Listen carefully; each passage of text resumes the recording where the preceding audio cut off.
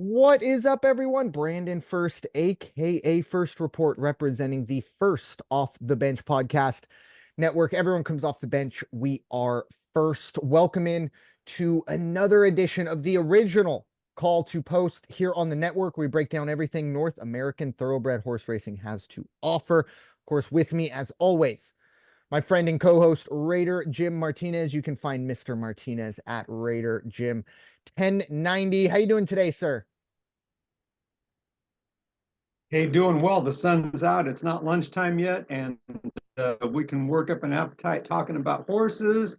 I'm seeing commercials for college football, the Mhm. NFL, and the second half of baseball season is about to start. This is a great time of year. Amen. 49 days to that Thursday night opener. I believe it's the Ravens and the Chiefs. But yeah, 49 days as we are recording on the 18th of July, a little bit earlier than normal. Normally we record in the afternoon time, rolling in the early morning, or at least the late morning, I guess I should say, here on the West Coast. So a little different for us, and we had a little bit of a hiccup with no morning lines for Del Mar. Of course, opening day is just 48 hours away here in San Diego.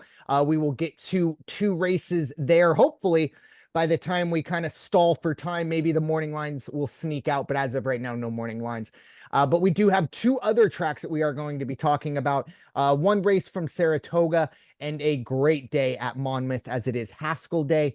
And it is the return to the Breeders' Cup qualifying races, as once again, that's kind of where our attention is shifting in the summer post Triple Crown. However, before we get to the weekend's action ahead, we are going to take a look back at the Diana course, which we talked about last week.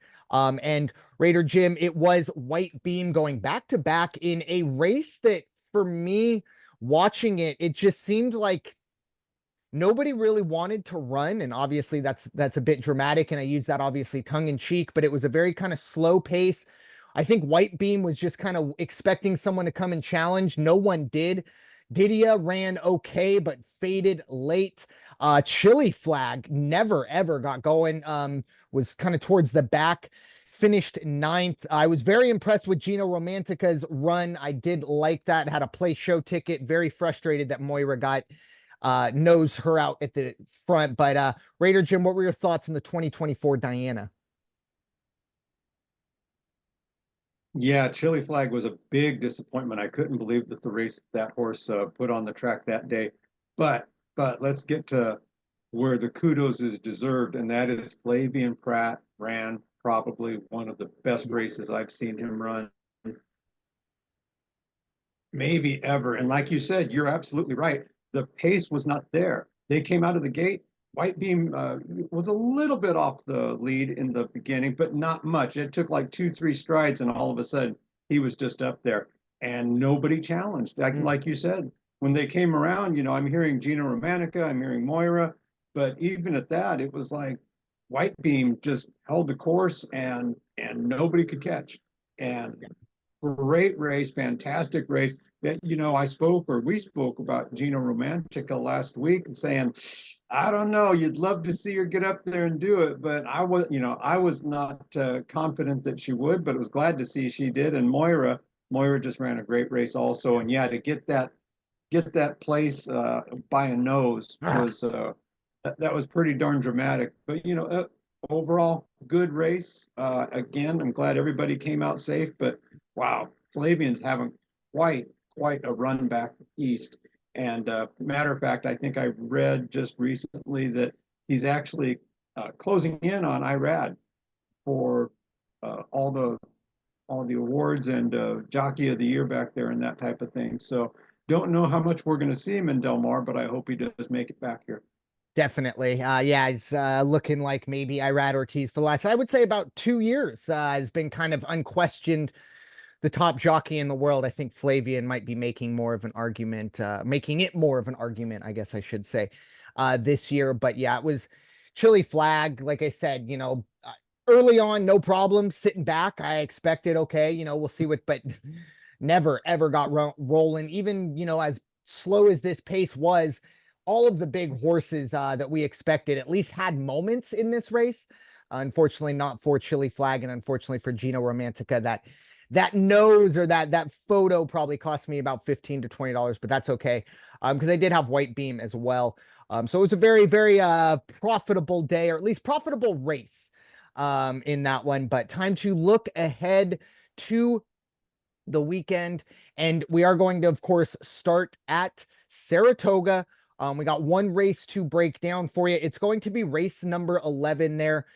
It is a grade 1. It's the Coaching Club America Challenge, or excuse me, Coaching Club American Oaks. So this is going to be for, of course, 3-year-old fillies. We are going 1 mile and an eighth for a purse of 500,000. Remember, whenever you hear the Oaks in a race, that is going to notate that we are going to be talking about the fillies and mares. Raider Jim, your thoughts on race 11 Saratoga, the grade 1 Coaching Club American Oaks?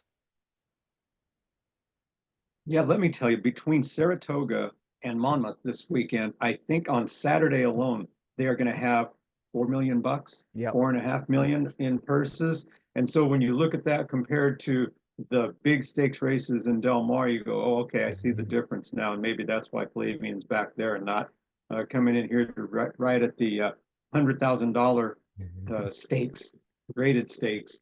But on this race, the Coaching Club American Oaks grade 1, small race, and I think I heard somebody say it best. When you look at the morning lines and you look at that there's only 5 entries, you might call this a race you want to watch, but not a race you want to bet, because there's not a lot of value out there. Hands down, class of the field is number 3, Torpedo Anna, and nobody is going to beat this horse already at 1 to 2. So that kind of gives you an idea. And after that, I do like Candide to maybe make a little challenge. If there's going to be an upset, then it would be Candide can probably pull it off. Starting on the rail at 5 to 2, I like the chances to definitely finish in the money. After that, it's going to be Leslie's Rose, the 4 horse at 5 to 1.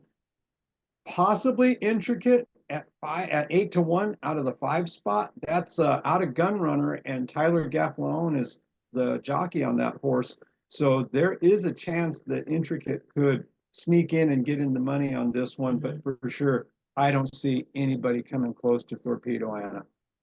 I agree, and obviously the odds makers do as well at 1 to 2 morning line. I think Torpedo Anna runs a B race and might still win by 2 lengths.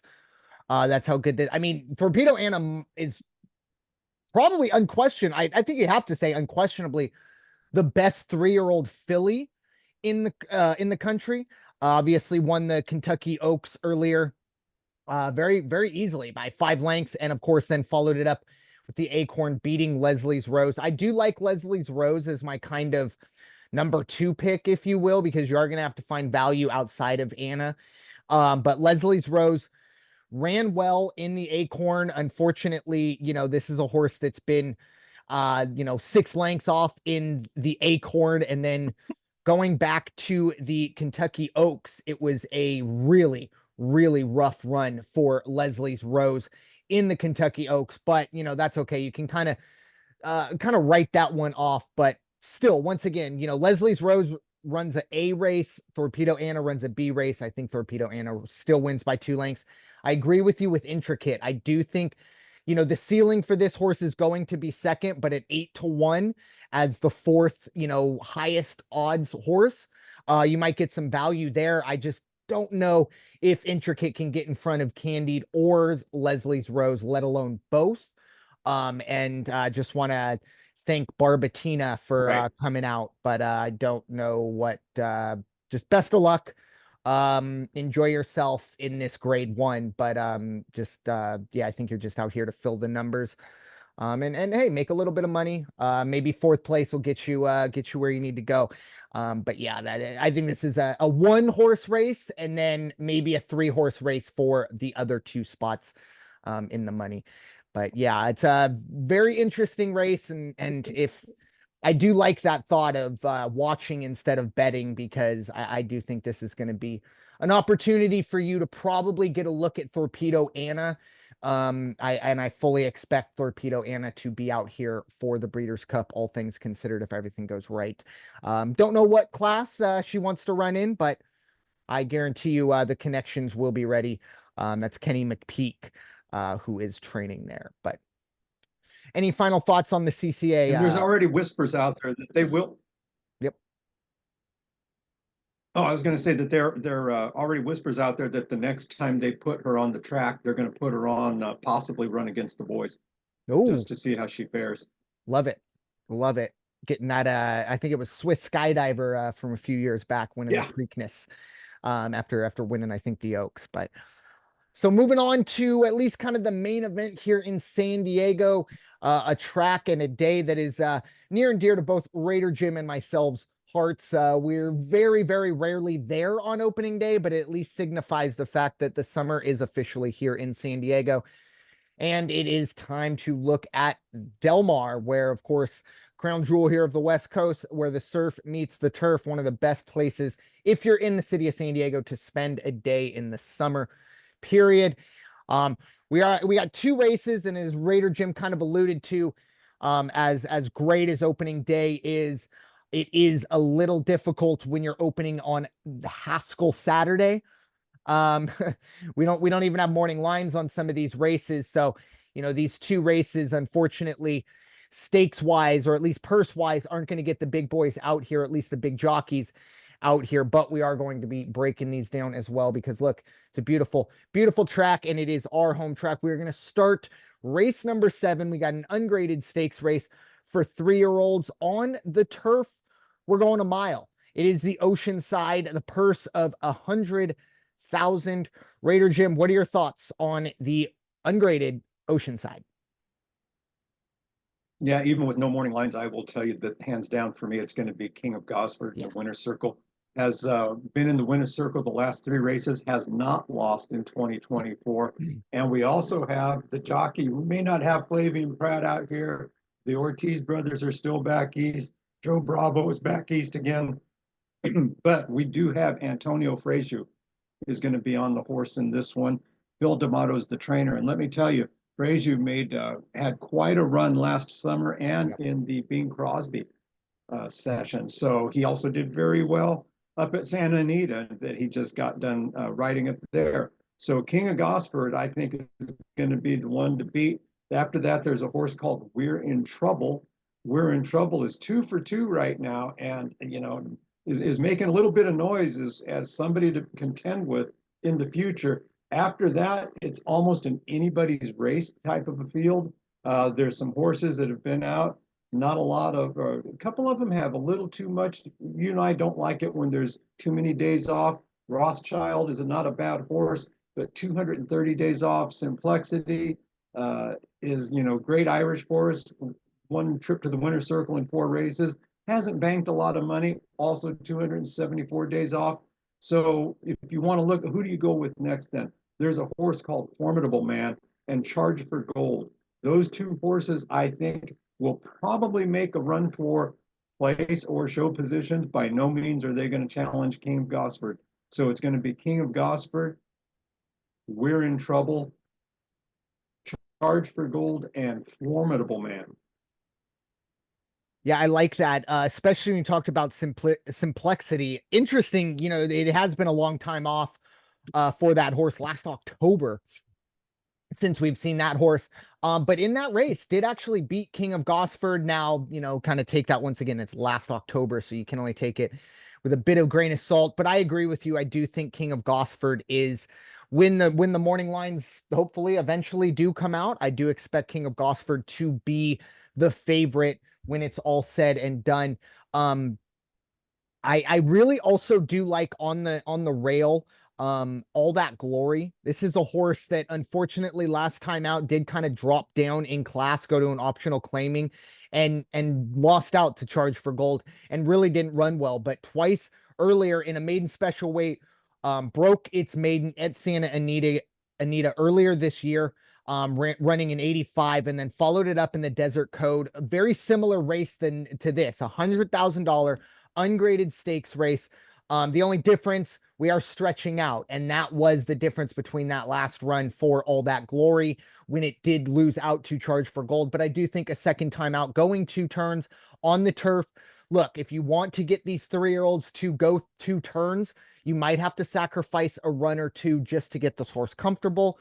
We'll see if it's 1 or 2 races that this horse will take to get rolling. I also really do like We're in Trouble. The big question mark here, though, we are going to take a big jump up in class, going from allowance races to an ungraded stakes race. But I do like that 2 for 2 in a career. However, this is going to be the first time we see We're in Trouble going 2 turns. So do keep that in mind. And another horse that did kind of jump out to me, I believe it's the 8 horse. It is Scatify. This is a horse this will only be its second run on turf. So that's interesting to me, but it also runs really well on dirt. So it ran in the Affirmed in June on the dirt at Santa Anita. It came off at 7-1, finished second, ran in 84 once again on the dirt. So I'm a little, I guess, maybe perplexed why we're seeing Scatify running on the turf. It has ran on the turf previously, earlier this year in May, lost out to one of the horses in this field in Island Cruiser.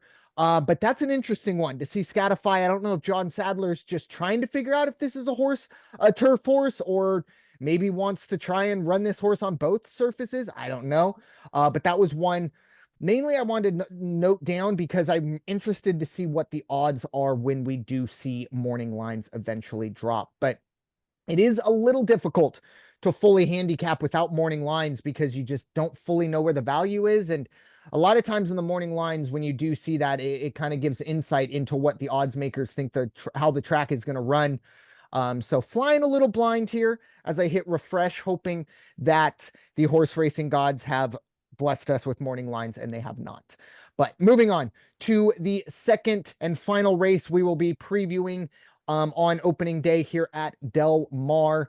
We are going to be talking about the Grade 2 San Clemente Stakes. We are going 1 mile on the turf. This is for 3-year-old fillies, $200,000 purse. I'll get this one started similar to the last race. We do not have morning lines here. However, an interesting crop going forward. We have, it looks like 12 horses going. The first one I'm going to shout out is the 10 horse Medoro. I'll be honest, I don't really have a exact 1, 2, 3, perfect. These are just the horses that I'm interested to see what the odds are and kind of go from there. But Medoro, last time out, this is a horse that's 4 for 4 in its career. However, only just over $200,000 in earnings. You've got essentially 2 ungraded stakes races and a Grade 3 last time out in the Santa Anita. Full disclosure, though, that Provincia, my notes from last time out, that was possibly the worst graded Grade 3 I've ever handicapped. So once again, I don't like to be negative, but just throwing that out there.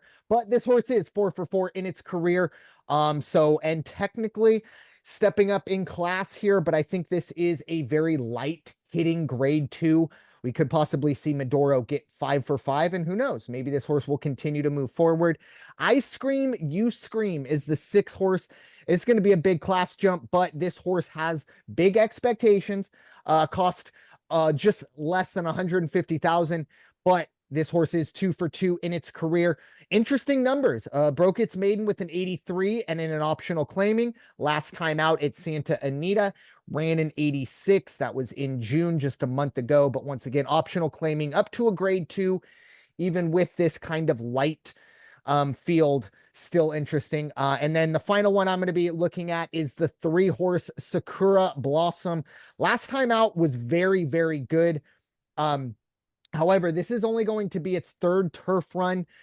Seems like Leonard Powell is also trying to figure out if Sakura Blossom is truly a turf or a dirt horse, but ran an 81 in the honeymoon for second last time out, but was 29-1 when that bell rang and got in the money. So I don't expect Sakura Blossom to be anywhere near 29-1, but those are the horses I'm keeping my eye on. Raider Jim, your thoughts on the Grade 2 San Clemente?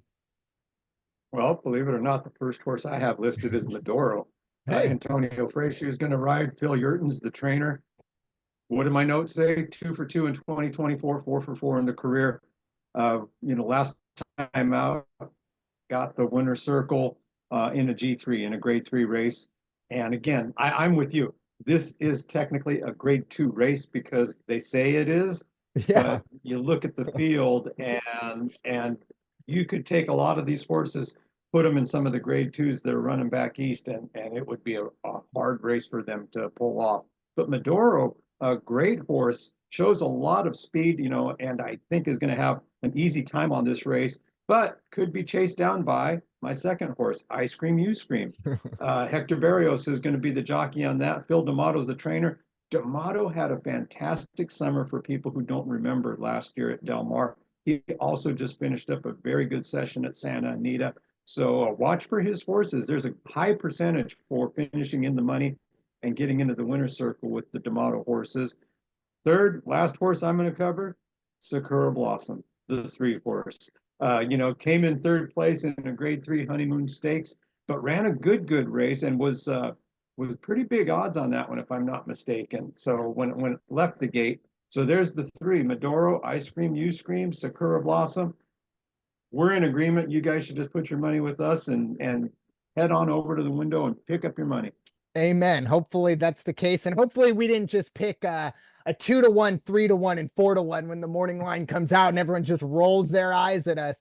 But I mean, we do kind of joke, oh, we're not copying each other's notes or homework, but it is rather interesting that it does happen a lot. And then even a race that doesn't have morning lines on it.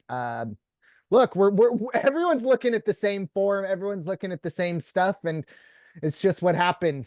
Sometimes 3 really do jump out, and it's a big field. So definitely, by no means are we saying put yourself in a trifecta box and get ready to go retire in Cancun. But I definitely expect one of those 3 horses to make it into the winner's circle. So time to move forward. Before though, let me give it one more refresh and see if the horse racing gods they have not. All right, moving on to Monmouth Park. This is kind of where the big time action is going to be.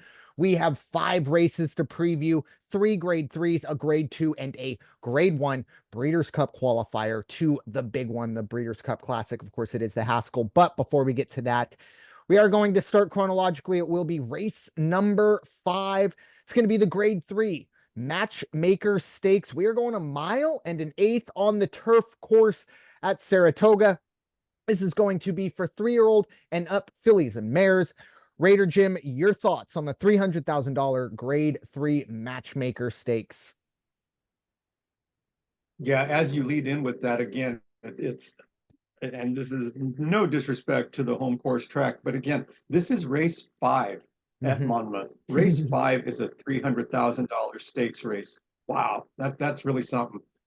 Small field, 7 horses, nice comfortable field. I have to go with the horse on the rail, the 1 horse, Delahaye, Kentucky horse, 4 years old.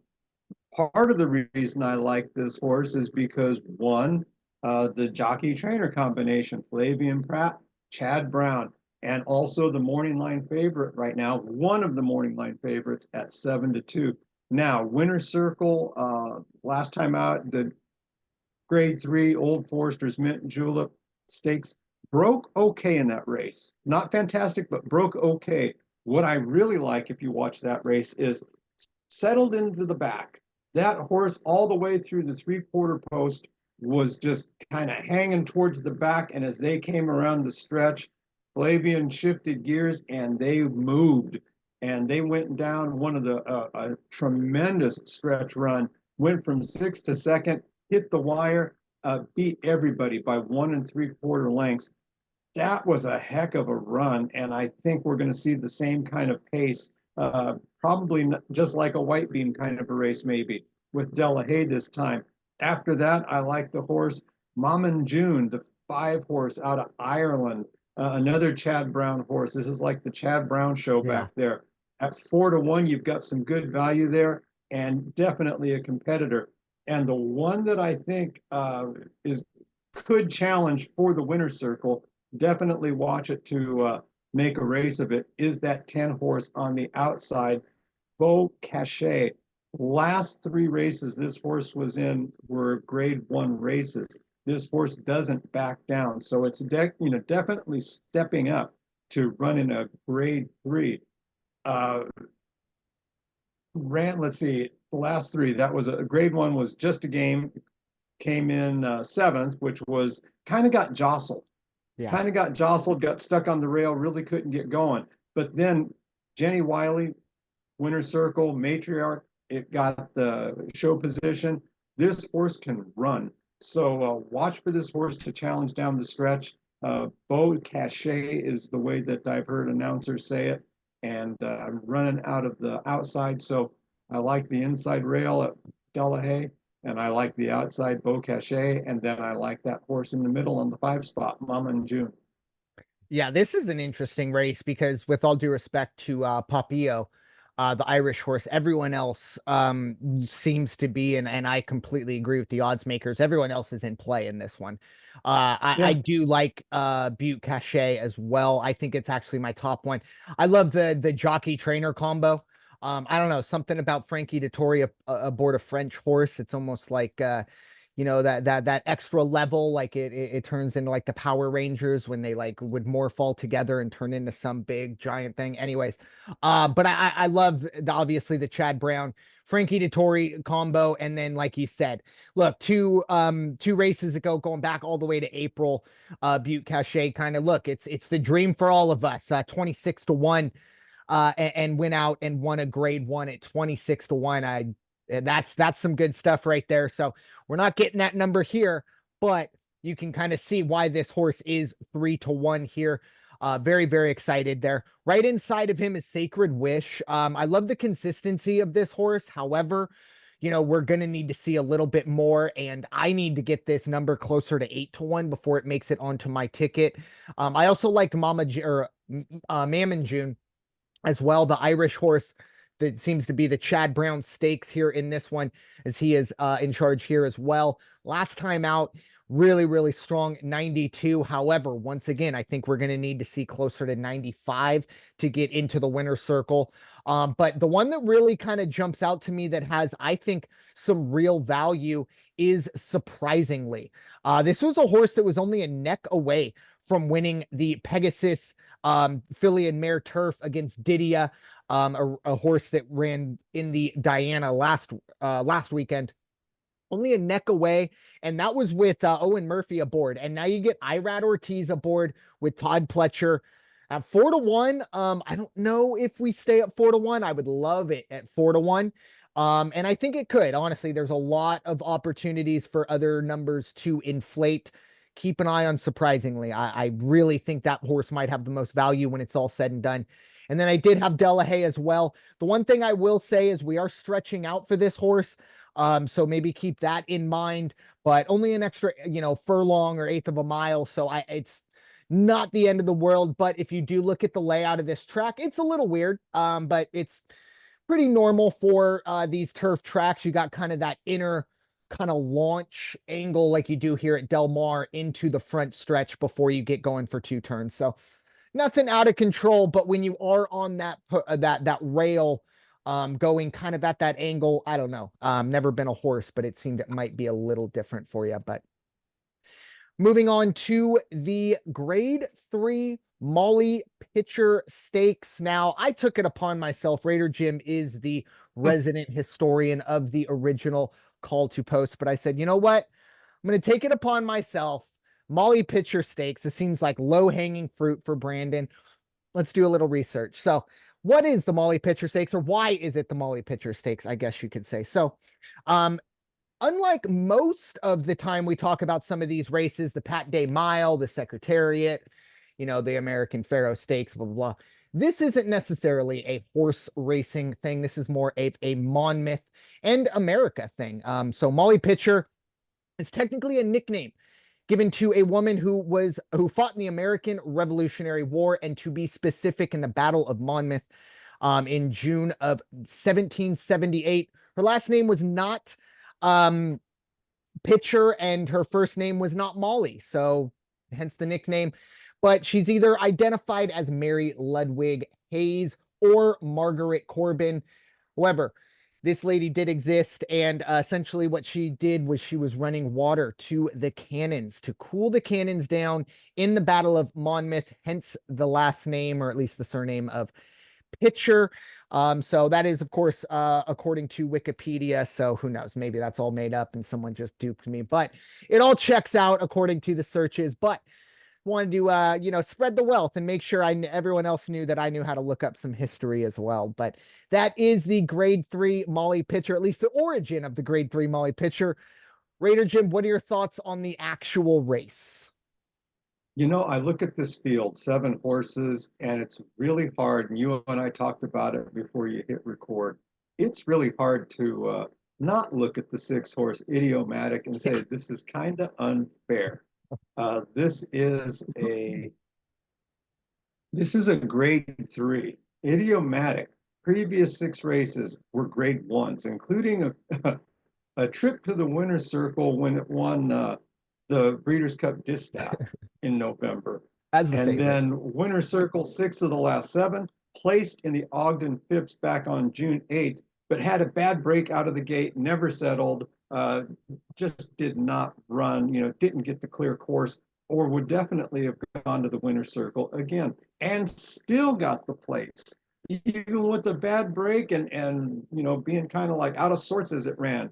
That's why this horse starts out the morning line on Thursday at 3 to 5. So there's no value on Idiomatic, and there's not a lot of value in the field after that. If you're looking for who's going to come in second, who's going to come in third, I do like Soul of an Angel with Irad on the back.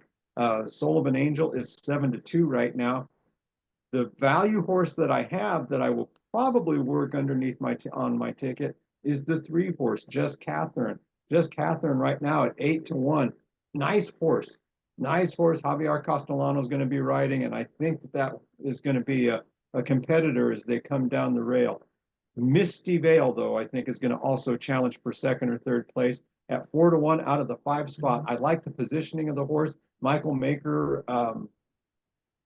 trained, and then riding that one is going to be Ramon Vasquez at 4 to 1. Not bad, not a bad number. It's not going to do much for your ticket unless you bet it up a lot. Just Catherine, again, is going to be the one that gives you the most value. So there you are. You've got Idiomatic running out of the 6th spot, Soul of an Angel out of the 4, Misty Veil out of the 5, and Just Catherine out of the 3. Yeah, you gotta feel for Safi Joseph and Soul of an Angel. We broke down the Ogden Phipps in early June. And I brought up, I said, look, maybe Safi has unlocked something with Soul of an Angel. Big expectations for this horse, and ran the Royal Delta earlier this year at Gulfstream and ran in 90, but kind of struggled in the Azeri. And Safi Joseph took over on the training capacity, ran in 98, and won the Ruffian as 25 to 1, and then goes up to the Ogden Phipps. Performs admirably, runs a 90, but in a probably top tier filly field, and says, you know what, we had our fun at the grade 1 level, let's drop down to the grade 3 and do what the class drop does and get a nice grade 3 win. And then all of a sudden you look around and you see arguably the best filly in the world, an Idiomatic in a grade 3, and you got to be just wondering what is going on. I don't know how anyone outside of Torpedo Anna, I think Idiomatic is the heaviest favorite we are going to be talking about today. Maybe even more so. I think Idiomatic might be even more so when it's all said and done. Not a whole lot of value, so I looked elsewhere like you. Obviously, Soul of an Angel jumped out. Safi Joseph, I think, really does have something here. I think she's figured something else out, but I think everyone's ceiling is second place, obviously. And then as well, I had Misty Veil. I think the big question was last time out a fluke, or was the Apple Blossom a fluke? Because this was a horse that was, running in the the mid to high 80s, struggled in the Apple Blossom, and then had to kind of drop down to an ungraded stakes race, jumped back up to a career best 95 speed running. Now we'll see. I want this horse to get closer to 5 to 1, and I kind of expect everyone's numbers to inflate outside of Idiomatic. So that's good news. But yeah, I do think it is going to be 6, 4, 5 when it's all said and done.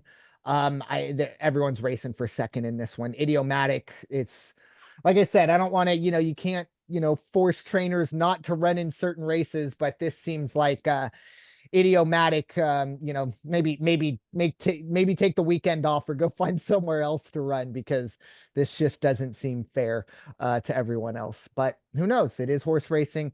But I do expect to see Idiomatic in that winner's circle of the Molly picture. And you know what? This is why I don't do the history. Because normally I give you the rundown of this race, but I was too busy doing Raider Jim's job. I need to take advantage or take Bill Belichick's advice and just do my job. But anyways, the Molly Pitcher Stakes is going to be for 3-year-old and up fillies and mares. That's 1.16 miles on the dirt. It was a $500,000 purse. Better late than never, Brandon. Moving on to the 10th race at Monmouth. More big money being passed out. This is the Grade 3 Monmouth Cup Stakes, purse of $400,000, 1.125 miles on the turf for 3-year-olds and up. Raider Jim, your thoughts, the Monmouth Cup Stakes. Yeah, interesting race for me. 8 horses, 8 entries. Hands down, again, seems to me there's a lot of these races that we're talking about today where there's one horse that just stands out. That horse in this race is going to be Brad Cox, Laurent Giroux, the 3-horse Highland Falls, already at 6-5. No value on that horse. Nothing's going to change, except it's probably going to go down well below even money, I'm sure. That's the 3-horse. After that, the horse I like, and probably because of the jockey, Flavian Pratt, I like the 2-horse, Kuchar. And, last race out, ran 5th. But at 6-1, you got good value. You've got a jockey that's hot. You've got a jockey that's going to challenge and probably get in the money. So I do like the 2-horse Kuchar. The 4-horse Counter Spy at 10-1 is my long shot pick of the day. But I have a feeling Counter Spy is going to make some noise. Now, the 1 horse in this race that is making me say, what do they know that I don't know? Which is probably a lot. It's the horse on the outside, the 8-horse, Tappet Trice. Tappet Trice is a monster. This horse has banked $1.2 million in its career. However, even though it's IRAD, even though it's Todd Pletcher training, Tappet Trice has been off the track competitively for 329 days. But that horse, morning line, is 2-1. What do they know that I don't know, Brandon? I circled that horse. 2-1 seems a bit much, but I do wonder if it is the kind of, this was a horse that was in our face a lot last year, and I wonder if the odds makers were just, hey, he's back. Let's see what we can do. I'm going to avoid this horse, but I'm going to be interested to see what this horse runs. Yeah, I mean, if I eat my words, I eat my words, that's fine. But I'm even looking at, again, 329 days off, showed the last time out, 5th place in the Haskell Stakes, showed before that, 7th before that. This horse hasn't been in the winner's circle since April of 2023. Yeah, so, it was, again, sorry. I'm befuddled by the whole 2-1. Yeah, it was, as you said, the last Grade 1 win was, it was essentially a Derby prep race. It was the Bluegrass. And this horse was 4.5-1 in last year's Kentucky Derby. And I don't want to say a fall, because we can't even really call it a fall. It ran a 100 in the Travers, ran a 100 in the Belmont. Once again, those numbers aren't good enough to win those individual races. But I think 100 will win this race. But as you brought up, the last race was the Travers, which is, a month away here on this side. So I don't know Todd Pletcher and Irad Ortiz, obviously they know a lot more about that horse than we do. This is a horse that bet at your own risk. However, I do wonder if the betting public does somehow, maybe is still infatuated with Tappet Trice. At 2-1 morning line, you don't see that often paired with a 6-5 favorite. So I do Right. wonder if maybe somehow, some way, because I think Tapit Trice might have more name value to the betting and maybe not so much, the form, the people who aren't going to read the form. I think there are going to be a lot of, casual fans who remember Tapit Trice from last year in the Derby, in the Belmont, in the Travers. Maybe that money goes that way. And I would love that because Highland Falls for me is by far the class of the field here. Obviously, last time out in the Blame, ran in 98, didn't really need to run any better than that. And then before that was in Right. this, was in the Hoklon handicap. And outside of, Skippy Longstocking, who, might be one of the best horses at the, pretty much the top grade 1 level. It was only 2 lengths back. Florent Giroux's aboard. Brad Cox, as you said, even the Santa Anita handicap. This is a horse that goes everywhere. Oaklawn, Santa Anita, Churchill, in no particular order, but those are the last 3 runs. So this horse can go anywhere. And after jumping up from the optional claiming route, I love Highland Falls here. I just really hope Tapit Trice sucks in all that money and Highland Falls gets closer, maybe to 2-1. I would love to see these 2 horses flip numbers. But like you, the value in this race, I think it's that 4-horse Counter Spy. A little bit inconsistent. There's Yes, sir. absolutely no doubt about it. But I go back to an optional claiming race at Parks, and this horse ran a 98. Now, once again, I know, it's hard to bring in that to a grade 3 in optional claiming, but a 98 winning by 10 or 11 lengths. I think that if that horse can repeat, we could possibly see Counter Spy at least in the money, and that might pay out more than Highland Falls or even Tapit Trice if Tapit Trice does get the job done. I do like the horse on the rail as well at 6-1. Stage Raider.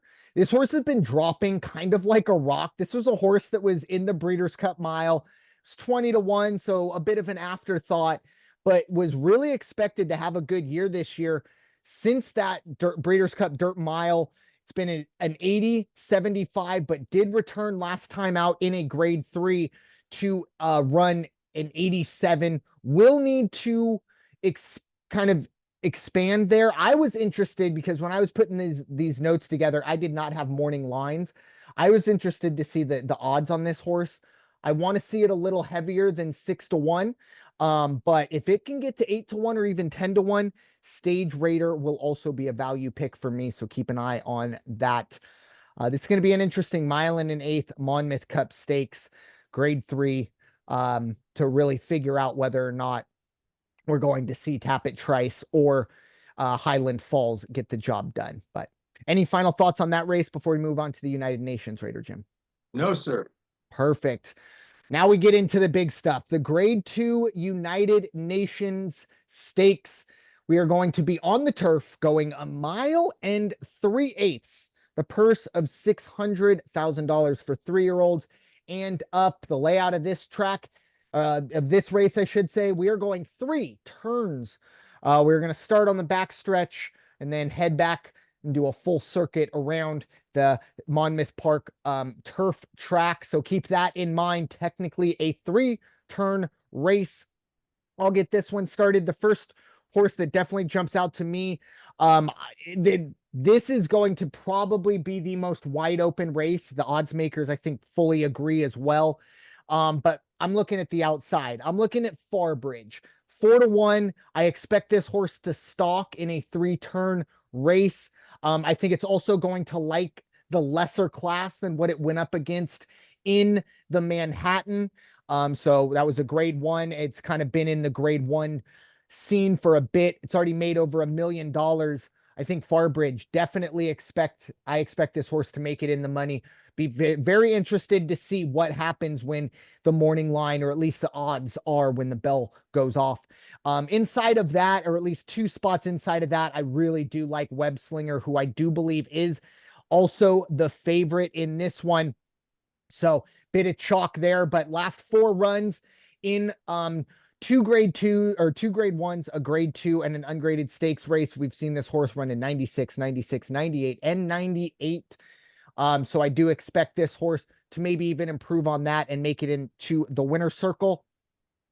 and I'm staying outside, inside of Web Slinger.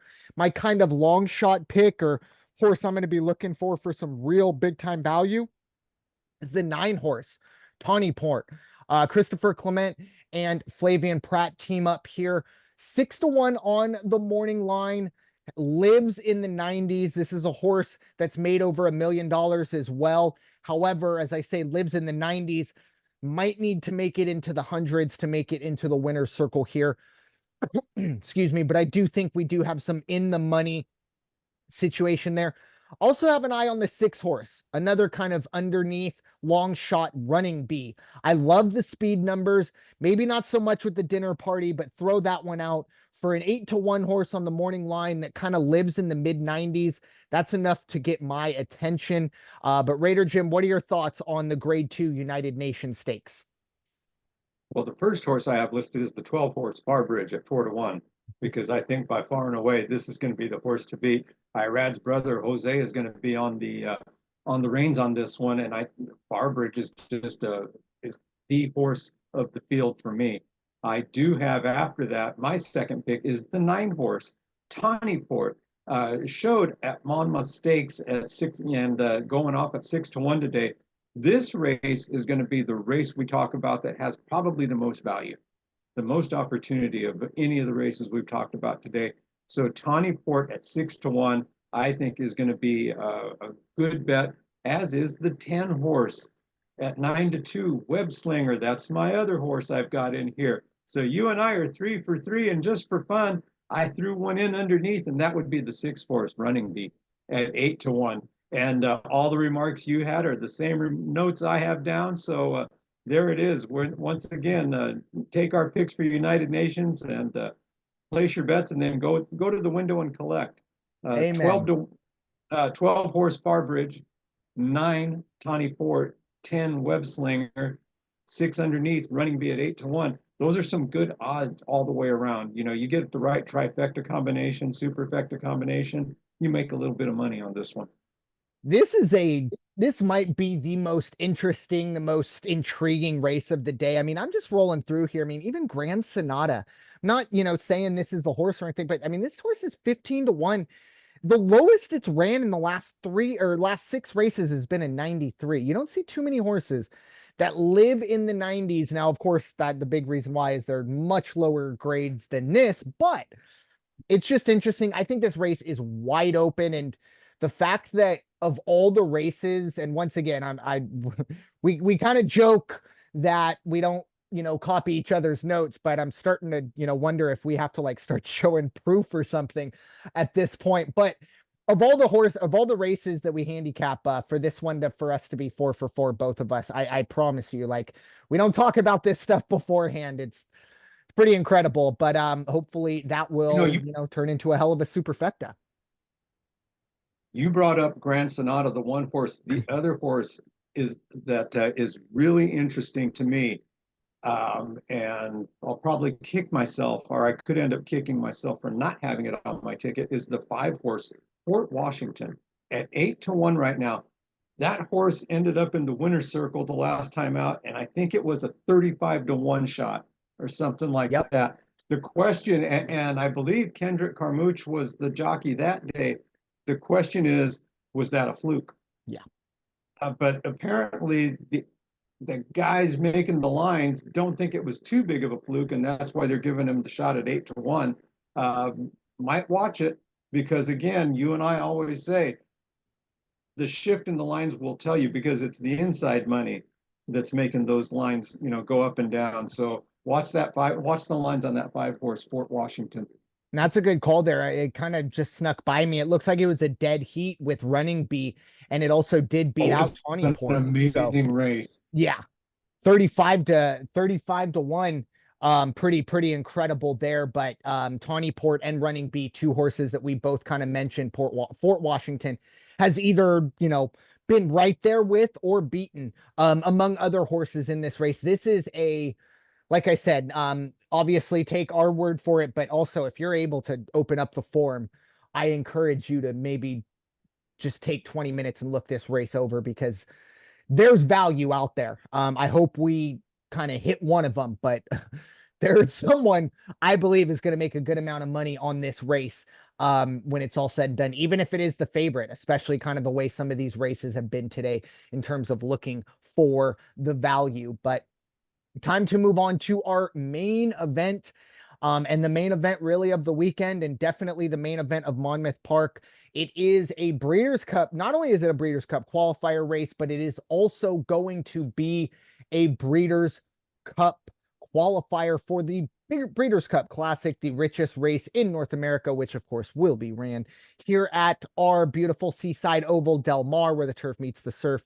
Raider Jim, your thoughts on the 1.5 miles on the dirt for 3-year-olds, $1 million Grade-1 Haskell Stakes. Now, just as I finished up, as I was finishing up my notes, what I came across on one of the sites was a horse that was, hey, this is the challenger. This is the one. This is one of the horses to beat. That's the 5 horse. Excuse me. Fierceness. Fierceness is not going to run. Whoa. Fierceness is out. Fierceness is. They're saying Fierceness. The owners have already said won't be running the Haskell because they're probably putting them in the Jim Dandy Stakes. So check that for sure, confirm it. But that was something that I heard on one of the websites earlier today. And then, so with that said, Fierceness is out. But even if Fierceness was in, would still have to beat that horse on the rail, Dornock. Dornock could very well be the best 3-year-old around right now. Had a fantastic run in the Belmont Stakes at 5-2. Not a great value, but definitely probably will end up being the horse in the winner's circle and will be accompanied by probably 7 Mindframe with Irad Ortiz on the saddle. Mindframe is, again, just another extremely quick horse, and you've got one of the best jockeys. Mindframe, I believe it's Mindframe is the horse they said should have won the last time out, but what happened was Irad was using his left hand to whip the horse. And for some reason, the horse was not responding well to the left-handed whip. So this, now that's theory. I didn't hear that out of Irad's mouth. I didn't hear it out of the trainer's mouth, but that was what some of the track officials were saying. So you've got 1 Dornock, you got 7 Mindframe. After that, who do you have? You have the 3-horse Tuscan Sky. Tuscan Sky is a great horse. Winner circle last time out, and I think will challenge here. Definitely make it a race down the stretch. If you're looking for value, if you're looking for a potential long shot, but it really would be a long shot, even at 8-1, the 4-horse Timberlake, Brad Cox, Flavian Pratt. Timberlake hasn't performed to what everybody's expectations may have been going into 2024. At the same time, as I said in one of the earlier races, you've got one of the hottest jockeys in the nation right now. Definitely the hottest trainer. So you've got the Pratt-Cox combination on a 4-horse at 8-1. Might give Timberlake a shot and put him in underneath on your ticket. Yeah, interesting with Fierceness, and at least according to daily the racing form, that's exactly what I'm seeing here. That it looks like they're starting to point towards the Jim Dandy. So we won't see Fierceness here, which is interesting. And just my thoughts on Fierceness. Obviously, last year's Breeders' Cup Juvenile, big expectations coming into this year, especially after, the Florida Derby, which, it's got to be one of the most impressive runs in the Florida Derby. Heavy expectations, as this horse was the favorite and was just, he got derbied. Let's be honest. The Kentucky Derby is a very tough race for 3-year-olds. And a lot of times just kind of turns into a bit of a crapshoot. Well, a 67 in the Derby. My problem with Fierceness, and once again, I know I just wanted to get this point out there. It does sound like it's scratched, but a problem with Fierceness is it's wildly inconsistent. Broke its maiden with a 95, came back in a Grade-1 Champagne, ran a 59, then obviously bounced back in the Breeders' Cup Juvenile with an 85, with a 105. And then the Holy Bull this year, to kind of get the year started, heavy favorite, ran an 84, and then came back in the Florida Derby, obviously a 110, and then the Derby 67. So my point was, it was actually going to make it onto my card. As much as I don't like inconsistency, Well, this horse was due for a really good triple digit run, but doesn't, it looks like we might have to look for the Jim Dandy for that. Um, Moving off of that, I have Mind Frame. Mind Frame was my favorite in this one, and now with Fierceness out, I think this is probably going to be, at the end of the day, it's probably going to be closer to even or maybe even less than even money when the bell rings. And for good reason. Yeah. Mind Frame, its lowest run out of its 3 career has been a 97. Incredibly consistent. This is a horse that has heavy, heavy expectations. And with a win here, or really just a really good run, will already take over that breeding fee. Todd Pletcher, Irad Ortiz, not going to be value here, but a lot of consistency.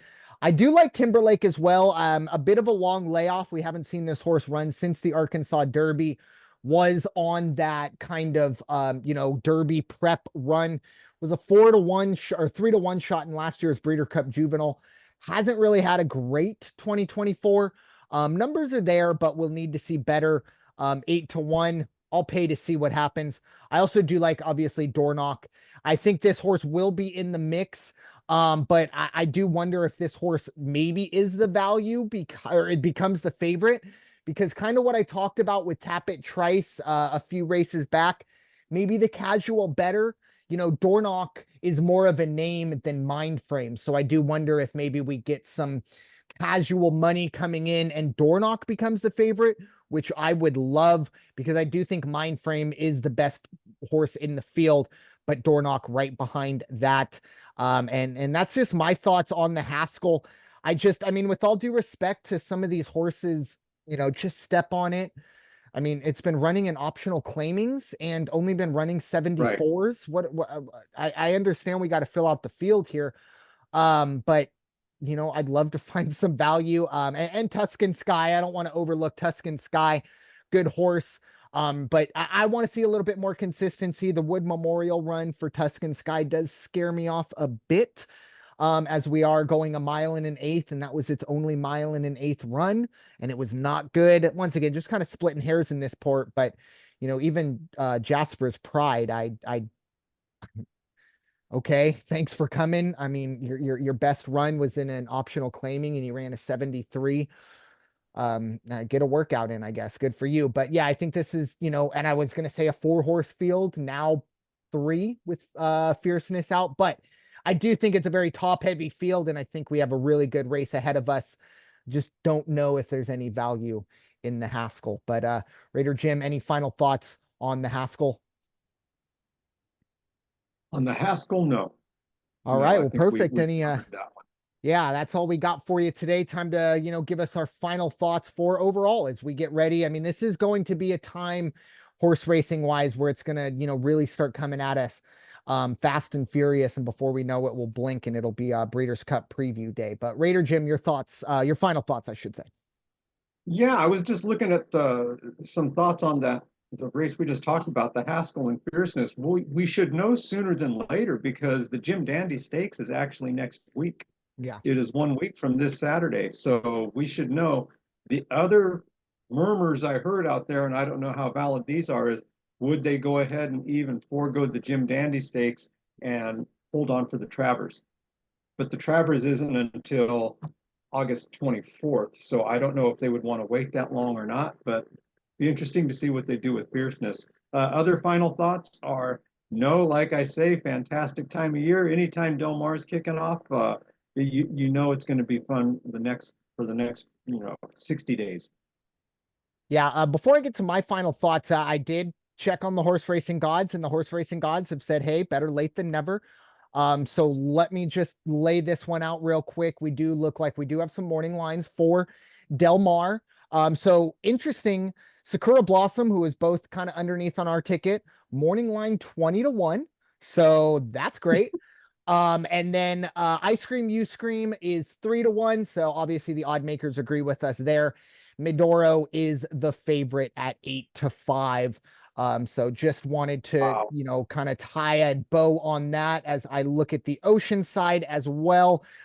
Yes, we do have So All That Glory was a horse that was on my ticket. I apologize. I don't remember what Raider Jim had, but oh yeah, Formidable Man. I do remember you had that. That's 9-2. King of Gosford, though, does look like the favorite at 5-2 as I do a quick scan. Scatify, a horse that jumped out for me, 8-1. So once again, that was kind of a bit of an interesting horse. Simplexity, a horse that's already beat King's Gosford, but a very, very long layoff, 30-1. So might be worth a look there. So make sure you go check those out. Island Cruiser, 15-1. Interesting. But anyways, just wanted to kind of tie a bow on that. The horse racing gods always provide, maybe not as, timely as we would like, but they always do provide one way or another. But I have two final thoughts, and I'm going to start kind of with the negative one first. When we start doing this podcast, 4 or 5 years ago, it was, maybe under a different name, under a different rundown. And, the real ones, no, I'm not going to get into that. But, it was always for me, I was the host of those shows. And for me, it was always, I wanted my, I guess, sign off, if you will.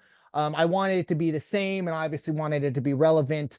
So hence, that's why I always end the show with, now it's time for y'all to go wash your hands, because we started doing this right around COVID time, where it came out that pretty much every hour, 30 minutes to an hour, you need to go wash your hands. So I figured, hey, we do these for an hour. It'll be an opportunity to remind you to go wash your hands. And then obviously, I add in Stop Hating, kind of tongue in cheek, kind of funny, ha ha ha. But that's obviously a lot more important than the washing hands, and very, very important. As we get ready, obviously, the events of last weekend, I don't care about your political views. I don't care about your thoughts about this person or that person, or this law or that law. I just don't care. But what I do care about is the fact that if we are getting to a point in this country where we believe the only way forward is through killing our enemies, that is not a country I want to live in. And obviously, I wasn't alive the last time we saw something like this happen. With, of course, Ronald Reagan. I don't know the year, but and then obviously the JFK situation, which really was probably one of the darkest days in human history, or at least American history. This past Saturday, obviously, the things that happened. And as someone who, has lived through plenty of, kind of crazy, tumultuous things, whether it's COVID or 9/11, or the wildfires here in San Diego, it seemed like every year in the, mid 2000s.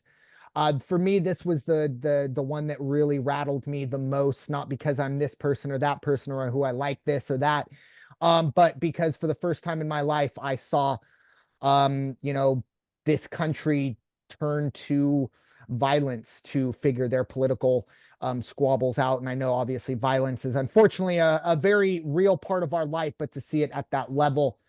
So once again, when I do say stop hating, I know it does kind of sound a little funny and comical, but I really, really do mean it. And it might be the most important thing that I say in the entire podcast. So please, please, and I'll say it again later, but we need to stop this. Like I said, I don't care your political opinions, but if you believe that your only way is to kill, I no, that's all I'm going to say. No, but on to the positive final thought that I, wanted to kind of end with is Del Mar is here. The summer is here. Unfortunately, look, yeah, it is a little warmer outside, and that AC's and the fans probably going to get a use.